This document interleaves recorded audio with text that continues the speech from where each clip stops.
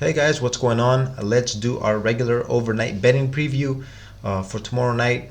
We have 9 games on the schedule. I have my estimates ready over here, as you can see next to me on the screen. Lines are out. Let's compare, analyze the games, and see what we got. First game, New Orleans at Orlando.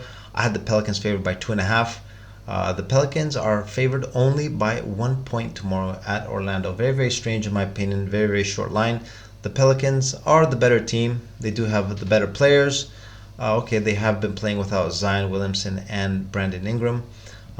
Tomorrow night, they might be getting a couple more players back that were missing. Herb Jones is listed as questionable. He has been missing it. Najee Marshall, he was actually in their last game, but he's listed as questionable with a toe injury. Still a short line, guys. Orlando also has Franz Wagner. I think I pronounced that correctly with my German accent. Franz Wagner. Listed as questionable. He sprained his ankle during the team's practice, it says here, and his status is up in the air. An important player, obviously. A very, very short line, guys. According to my system, and by looking at this line, if this stays as is, I'm almost certain to have a play on the Magic tomorrow. Next game, Miami at Dallas. Miami is currently favored by 1 on the road. I had Miami favored by 2.5. I was watching their last game, Dallas's last game against the Hawks, where the Mavs ended up losing that game, extending their losing streak to 3. And they are going to be playing tomorrow night without Christian Wood. I did look at the injury report, though. Some good news for them is they'll be getting Tim Hardaway Jr. back. He's listed as probable. So they're losing Christian Wood, getting back Tim Hardaway Jr. That means small ball, more small ball for Dallas.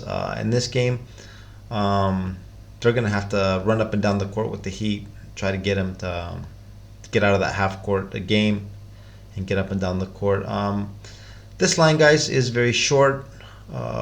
Will people be betting on Dallas to snap the streak? I don't know. They might be looking at the Christian Wood injury and thinking that they just lost possibly their second best player this season and could be taken out by the Heat. Personally, guys, I think this line is short. We might have a nice play here on the Mavericks tomorrow. This is my second lean so far. 2 leans on the first 2 games. Next, we got Golden State at Cleveland. Cleveland is favored by 7. Golden State just finished up their game with the Celtics just a couple hours ago. It was their game. They should have won that game.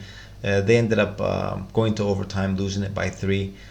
Tomorrow, we should expect a lot of load management from Golden State. We know Klay Thompson will be out. I don't even have to look at the injury report. I know Klay Thompson is going to be out. Who knows who else Steve Kerr is going to sit tomorrow. Cleveland is getting 7 points, despite they're going to be without Donovan Mitchell again. 7 points might be a gift, guys. I don't know. The line is accurate, though. I did have it estimated over there. But if the Golden State Warriors sit a lot of their players, Cleveland could feast on them. Next game, New York at Atlanta. Atlanta's favored by 3.5. They're on a winning streak. Let's see how many games they've actually. I think it's 4. Yep, 4 games. Uptrending. The Knicks, after being on a good streak themselves, have stabilized a bit. Lost 2 straight. Their performances have not been as good as they were when they were on their uptrend and their winning streak. The Hawks, 3.5 point favorite. I had them favored by 3. Atlanta is definitely the team that is playing better recently. This line is accurate. Knicks could easily snap out of this at any point. I don't know if the Hawks can continue playing this well.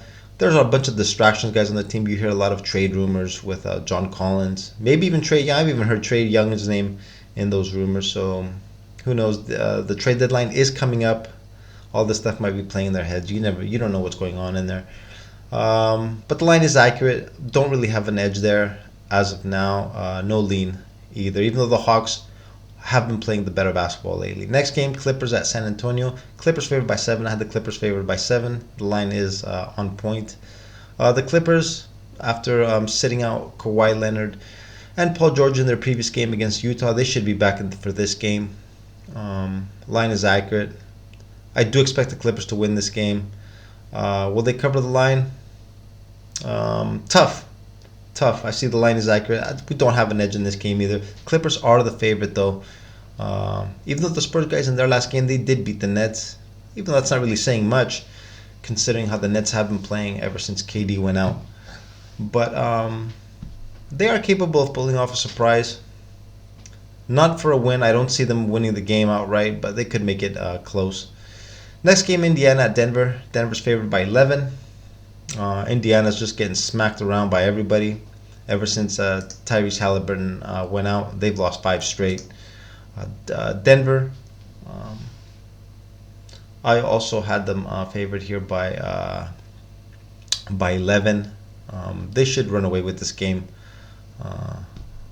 Even though the Pacers aren't as bad as this line shows, their form has been lately. So, if anything, I do believe that the Nuggets could cover this line tomorrow. Next game, Brooklyn at Utah. Brooklyn, I just mentioned them a little while ago. They just left Phoenix with a loss. When you're losing to the Phoenix Suns, you know you have problems. They have been struggling, to say the least, ever since KD went out. The Jazz, on the other hand, have been more consistent. Play hard every game. Not a bad team.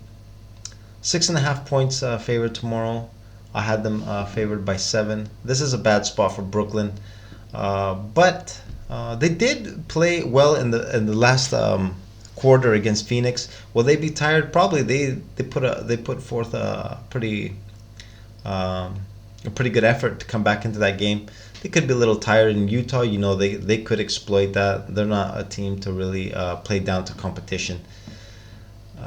So Utah is the favorite there. We'll have to look at this line more tomorrow. Next game, Memphis at the Lakers. Memphis, guys, the hottest team in the league. Their winning streak is at 11. The Lakers, we know, are struggling. They are 20-25 on the season. At the moment, looks like they're lottery bound. Even though LeBron, you know, you hear him in the media all the time. He's always talking about getting more help before the trade deadline. I don't know what the situation is like in the team, in the locker room over there, but sure, that I'm positive they're gonna want to get up for games like this. Memphis, guys, this season has shown us a tendency to play down to their competition. When they play against weak competition or teams that are missing players, they have underperformed. A good example of that was their last game against Cleveland. That was without Donovan Mitchell. Even though Cleveland did have the rest of their players and they are no slouches, they did look a little relaxed. We're playing a little down to the competition. The Lakers could easily cover this spread, guys. As tough as it looks, even though I do have this as a 7.5 point favorite, the line is pretty accurate.